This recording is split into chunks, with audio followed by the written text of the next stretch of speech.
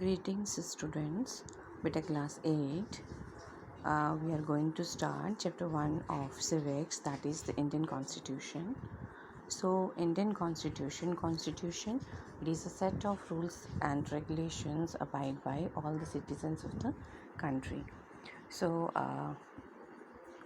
in the chapter we will discuss what is constitution, why do we need constitution, and what are the key features of Indian constitution. So let us start.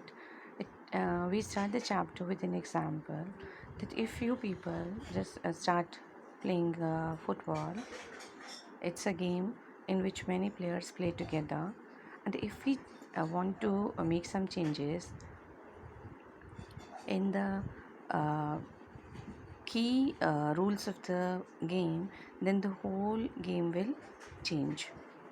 So like in the game of football, it is given an example that if the players have to carry the ball with feet only, but if any of the players they touch the ball with the arm or of any player, then it is considered a foul. So if players start holding the football in their hands and passing it around, then they are not playing football anymore. Similarly, some other games such as hockey or cricket also, if the rules if have rules, all the just games they have rules according to which they are played. Each of these rules help define the game and help us distinguish or differentiate one game from another. So as these are fundamental to the game, we can also call them the constitutive rules of the game. So like these games, a society also has constitutive rules that make it what it is and differentiate it from the other kinds of societies. In large societies in which different communities of people live together, these rules are formulated through consensus. And in modern countries, this consensus is usually available in written form. A written document in which we find such rules is called a constitution. So I think this is clear to you all that all the rules and regulations of our country are written in the constitution, which rule according to which our country is governed. So we have looked at the Indian Constitution in class 6 and 7 in our social and political life textbook, means civics book. So have you ever wondered why we need a constitution, or been curious about how the constitution got written or who wrote it? In this chapter, we will discuss both these issues and also look at the key features of the Indian Constitution. Each of these features is crucial to the working of democracy in India, and some of these will be the focus of different chapters in this book. So let us start the chapter. We start the chapter. Uh, so this is why does a country need a constitution? So see here. Today, most countries in the world have a constitution. While all democratic countries are likely to have constitution, it is not necessary that all countries that have constitution are democratic. So please keep this thing in your mind that all the countries that have constitution are not democratic, but the countries those countries that have a constitution are democratic. So there is a difference. The constitution serves several purposes. First, it lays out certain ideals that form the basis of the kind of society or the kind of country that we as citizens aspire to live in. Means it tells the fundamental nature of the country.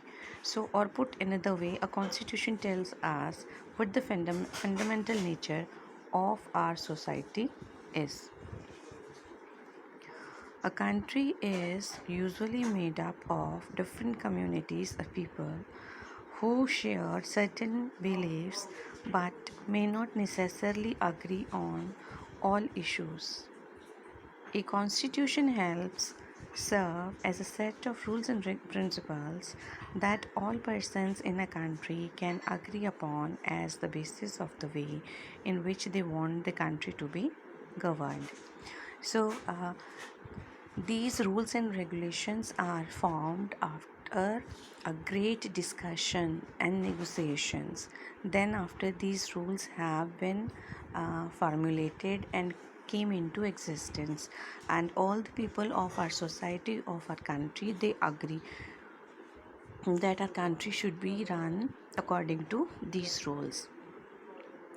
Why? Because these rules have been formulated after keeping the interests of all the communities in mind. This includes not only the type of government but also an agreement on certain ideals that they all believe the country would uphold. So all the other kinds are also kept in mind.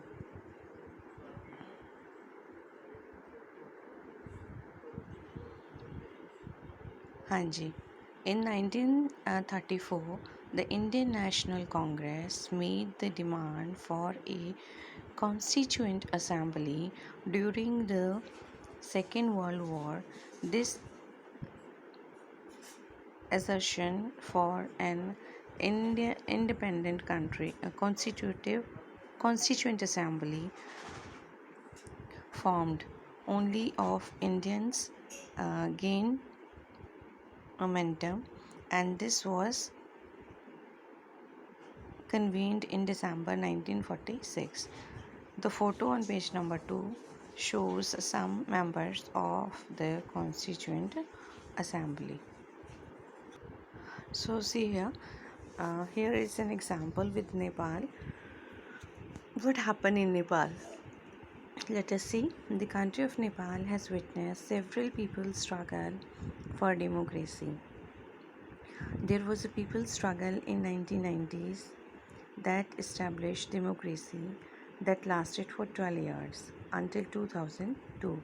In October 2002, King Gyanendra, citing the Maoist uprising in the countryside as his reason, began taking over different aspects of the government with the army's assistance. Now, see King Gyanendra, he started controlling the government, started controlling the country authority, all the authority with the help of army. The king then finally took over as the head of the government in February 2005. In November 2005, the Maoists joined other political parties to sign a 12-point agreement. This agreement signaled to the larger public as in an imminent return to democracy and peace. In 2006, this people's movement for democracy began gaining immense force. Now, see the Maoists, they joined the other political parties and started convincing the people that they would bring democracy in the country. Now, what happened? Uh, So it repeatedly refused the small concessions that the king made, and finally, in April 2006, the king restored the third parliament. King restored the third parliament and asked the political parties to form a government. In 2008, Nepal became a democracy after abolishing the monarchy.